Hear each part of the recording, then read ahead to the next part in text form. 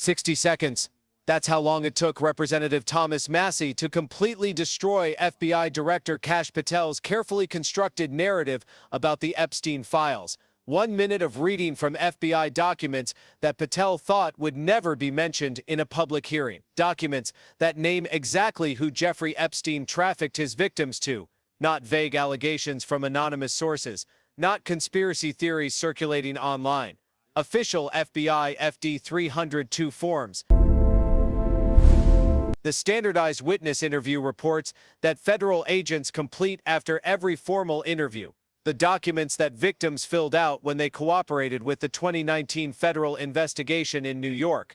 And according to those forms sitting in FBI files right now, at least 20 specific men were named by victims as people Epstein trafficked them to. 20 men with names, identities, and documented connections to the trafficking operation.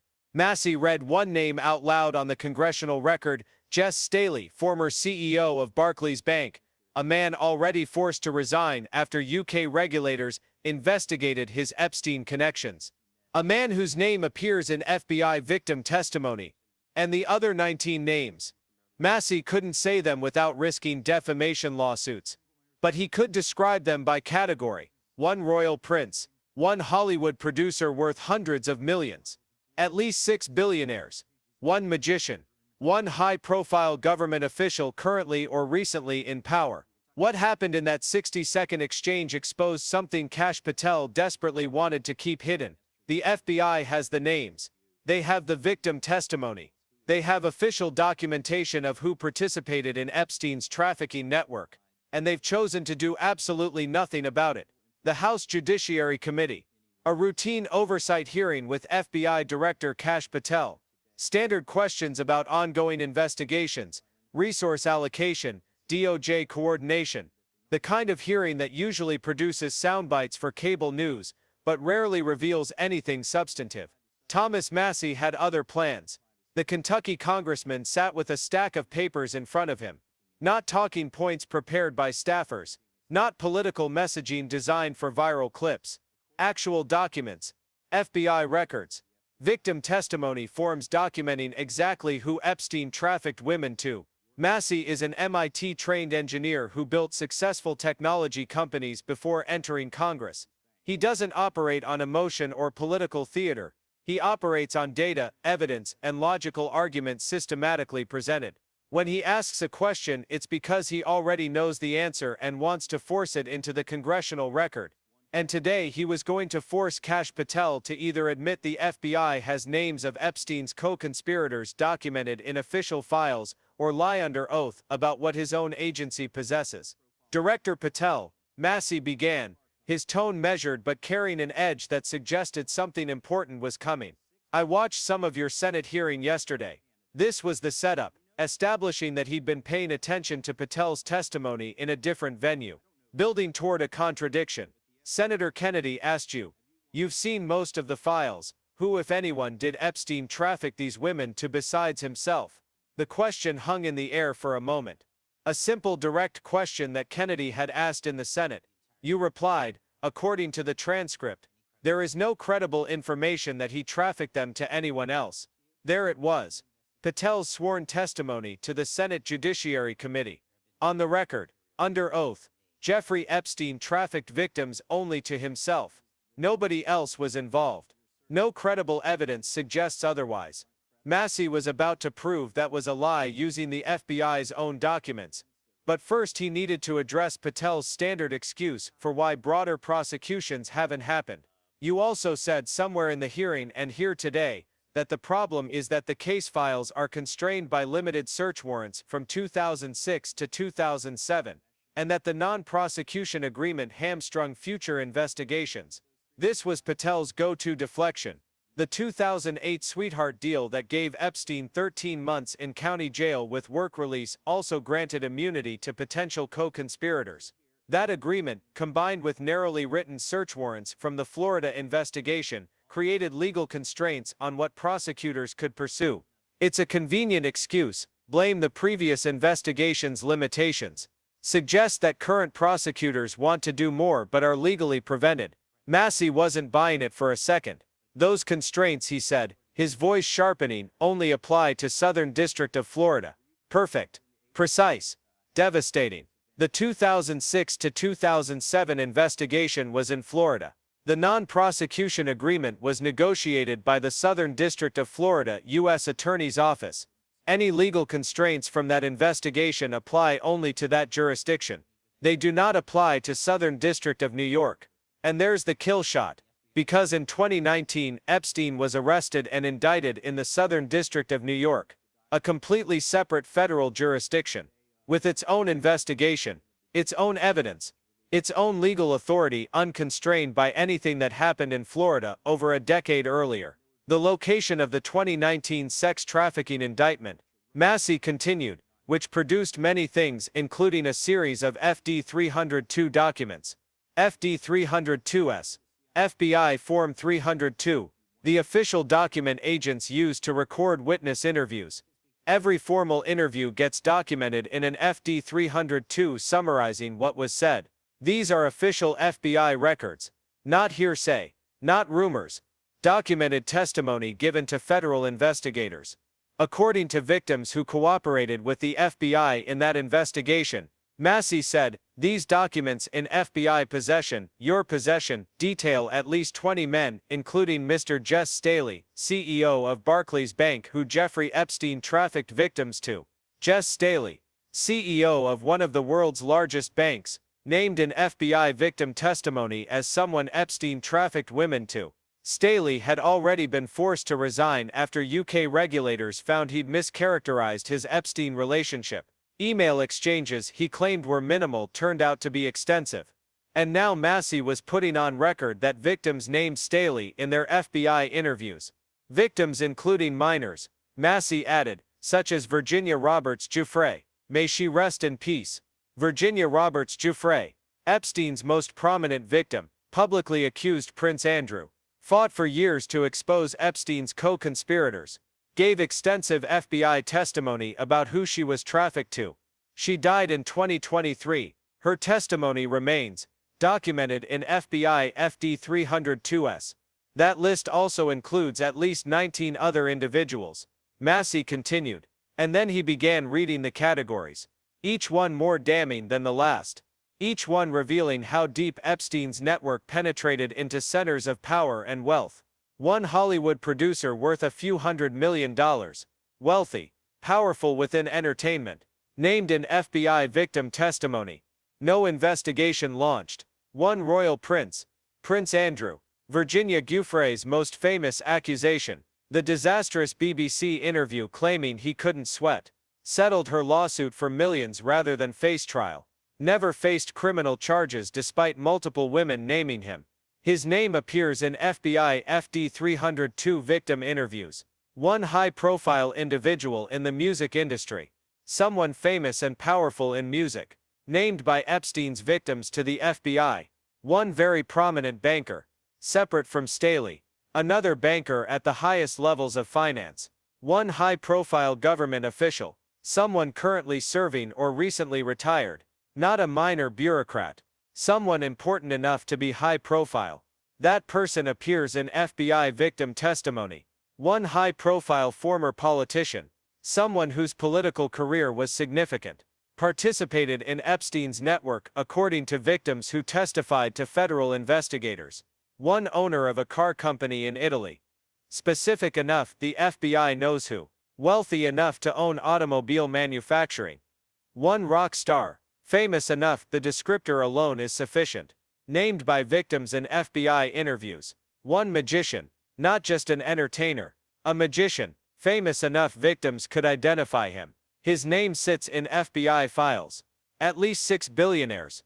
Massie concluded, including a billionaire from Canada. At least 6, meaning the actual number could be higher. 6 people who have accumulated personal wealth exceeding $1 billion. People with that level of financial resources and the influence that comes with it. People whose names appear in FBI victim testimony documenting how Epstein trafficked women to them. All documented in FD 302S. All sitting in files the FBI has possessed for years. All facing zero investigation despite victims naming them to federal law enforcement.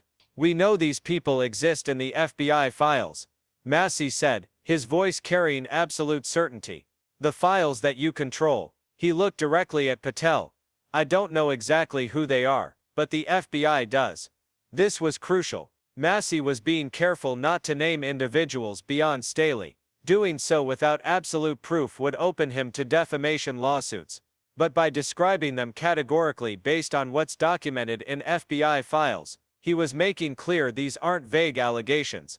These are specific people, with specific identities, known to federal law enforcement, documented in official FBI records, and the FBI has done nothing. Have you launched any investigations into any of these people? Massie asked. The first critical question, and have you seen these 302 documents?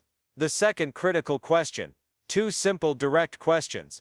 Either investigations have been launched or they haven't. Either Patel has reviewed the victim testimony or he hasn't. Patel's response was a masterclass in bureaucratic evasion. Sir, I have asked my FBI agents to review the entirety of the Epstein files and bring forth any credible information. Notice the language carefully. I have asked, not I have reviewed personally. Not I have examined the evidence. Not I have investigated these 20 names. Patel was creating distance between himself and direct knowledge of what's in the files, building plausible deniability that would allow him to claim later he didn't know specific details. And we're working with Congress not only to divulge that information and produce it to you, but any investigations that arise from any credible investigation will be brought. More evasion. Working with Congress suggests cooperation. Any credible investigation leaves room to dismiss victim testimony as not credible. The language commits to absolutely nothing concrete. Then came the key sentence. There have been no new materials brought to me launching a new indictment. Translation. The FBI hasn't brought Patel evidence sufficient to justify new charges, which means either that evidence doesn't exist in FBI files, or it exists but isn't being brought to the director's attention. Given what Massie just described, 20 names documented in FD 302 victim interviews, the second option seems far more likely. Massie immediately spotted the loophole Patel was trying to exploit. So is the loophole here, or is it your assertion that these victims aren't credible, that the 302s maybe didn't produce credible statements that rise to probable cause? Perfect prosecutorial questioning. Force Patel to choose. Either the victims are lying, in which case why did the FBI bother documenting their testimony, or the victims are telling the truth and the FBI is ignoring credible evidence. Pick one. Patel tried to spread the blame. It's not my assertion, sir. It's the assertion of two different United States attorneys' offices from three separate administrations who investigated those same materials in their lifetime. 3 administrations. Obama, Trump, Biden. All reviewed the evidence. All declined to prosecute. Patel was suggesting this isn't partisan. Multiple administrations across both parties looked at this and reached the same conclusion. But that explanation raises more questions than it answers. Why did prosecutors under 3 different presidents all decide not to pursue cases despite victim testimony naming specific individuals? Massie pressed forward. Are the 302 documents in the FBI's possession? They reviewed all that. Yes, sir. Confirmation. The FBI has the FD 302 victim interview forms. And so have you reviewed those 302 documents where the victims name the people who victimized them? I personally. I don't know, but the FBI has more distancing. Patel wouldn't confirm he'd personally reviewed the documents, maintaining plausible deniability about what he knows regarding specific names in victim testimony. Massie went for the throat. So how can you sit here and in front of the Senate and say there are no names? There it is. The fundamental contradiction. Patel testified to the Senate that there's no credible information about Epstein trafficking to anyone else. But the FBI has FD 302s naming at least 20 specific men that victims said they were trafficked to. Both statements cannot be true. Patel tried to deflect again. I said, we are not in the practice at the Department of Justice and FBI of releasing victims' names. That is not what we do. Completely missing the point. Nobody asked about releasing victim names publicly. The question is whether the FBI is investigating the perpetrators those victims named. We are also not in the habit of releasing incredible information. That's not what we do. Incredible meaning not credible, suggesting the victim testimony doesn't meet standards for reliability. But if that's true, why document it in official FD 302 forms at all? Why conduct extensive interviews with victims if their statements aren't going to be taken seriously? But multiple authorities have looked at the entirety of what we have, Patel concluded weakly, and chosen to do nothing. That's the part he didn't say. Multiple prosecutors, multiple administrations, multiple reviews of the same evidence, all reaching the same conclusion: no charges. In 60 seconds, Massie forced into the congressional record that FBI victim interviews document at least 20 men as participants in Epstein's trafficking network. He named Staley publicly. He described 19 others: royalty, billionaires, government officials, corporate executives, entertainers. And he exposed that despite this documented testimony sitting in FBI files for years, Kash Patel and the FBI have launched zero investigations. Either the FBI doesn't believe trafficking victims when they name abusers, making victim cooperation meaningless, or the FBI does believe them, has documented testimony in official records, knows the names of 20 men who participated, and has deliberately chosen not to investigate because those men are too wealthy, too powerful, too connected. Both options represent complete justice system failure, but only one explains why FD 302's documenting specific names would be filed away and ignored for years. Massie gave the FBI a choice: investigate the 20 men named in victim testimony, or admit American law enforcement exists to protect the powerful, rather than prosecute them. Patel's response: bureaucratic evasion, blame spreading, refusal to confirm he's reviewed victim testimony, makes clear which option the FBI chose. Subscribe because what Massie just forced into the congressional record changes the entire Epstein conversation.